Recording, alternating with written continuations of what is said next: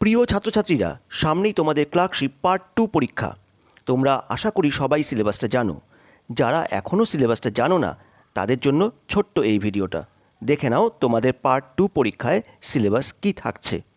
তোমাদের দুটো গ্রুপ থাকবে, গ্রুপ এ এবং গ্রুপ বি। গ্রুপ এতে থাকছে ইংলিশ। ইংরেজিতে তোমাদের 50 নম্বরের পরীক্ষা হবে।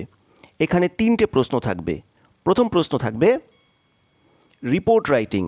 মোট 150টা শব্দের মধ্যে তোমাদেরকে রিপোর্ট লিখতে হবে, তার জন্য থাকবে 15 নম্বর।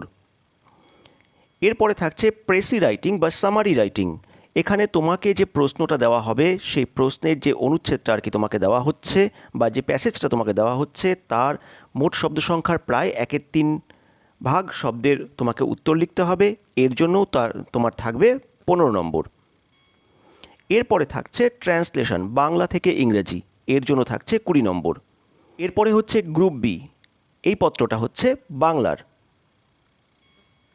এখানেও মোট 50 নম্বর থাকবে। প্রথম প্রশ্ন প্রতিবেদন, 150 শব্দের মধ্যে 15 নম্বর। এরপরে সারাংশ। এখানে তোমাকে সেই ইংরেজি প্রেসির মতনই মোট যে তোমাকে যে প্রশ্নটা দেওয়া হবে তার সেই অনুচ্ছেদের 1/3 অংশ মোটামুটি উত্তর লিখতে হবে, নম্বর 15। এর পরের প্রশ্ন বঙ্গানুবাদ, এখানে থাকবে 20 নম্বর।